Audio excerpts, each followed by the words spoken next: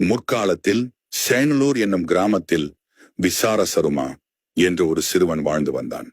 அவன் சிறு வயதிலிருந்தே சிவபெருமான் மீது அளவற்ற பக்தியை கொண்டிருந்தான். ஒரு நாள் அவன் வளர்த்து வந்த பசுக்கள் ஒழுங்காக பால் கொடுக்காததை கண்டான். அதை அறிந்த அவன் பசுக்களை மேய்க்கும் இடையன் பசுக்களை சரியாக பார்த்து கொள்ளாததால் தான் இவ்வாறு நடக்கிறது என்று உணர்ந்தான். விசாரசருமா இனி அவனே பசுக்களை மேய்க்க வேண்டும் என்று முடிவு செய்து தினமும் அவற்றை அழைத்துச் சென்றான்.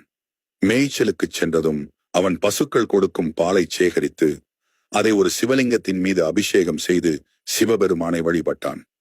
அவன் மண்ணால் ஒரு சிவலிங்கம் செய்து அதற்கு தினமும் பசுவின் பால் கொண்டு அபிஷேகம் செய்து மலர்களால் அலங்கரித்து பூஜித்து வந்தான்.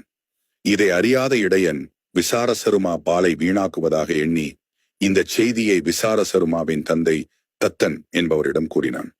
தத்தன் கோபமடைந்து விசாரசருமா வழிபாடு செய்து கொண்டிருந்த இடத்திற்கு சென்று அவன் பாலை கொட்டுவதைக் கண்டார். தன் மகன் பாலை வீணாக்குவதாக கருதி தத்தன் ஒரு குச்சியால் விசாரசருமாவை தாக்கத் தொடங்கினான்.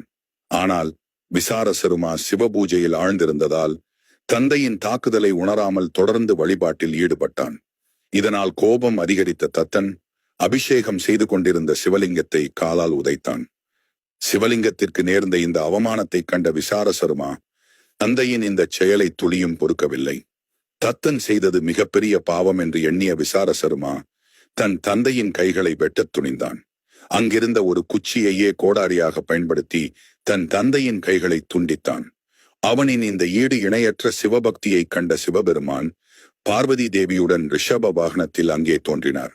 விசாரசருமாவின் பக்தியை மெச்சி சிவபெருமான் அவனை தன் அணைத்துக் கொண்டு, இனி நீயே என்னுடைய கணங்களின் தலைவன், என்னுடைய சண்டிகேஸ்வரன் நீயே என்று கூறி அருளினார்.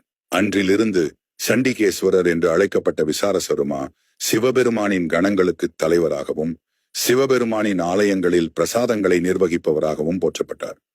எந்த ஒரு சிவபூஜை முடிந்த பிறகும் சண்டிகேஸ்வரரின் அனுமதி இல்லாமல் பிரசாதங்களை எடுக்க முடியாது என்பது ஒரு ஐதீகம்.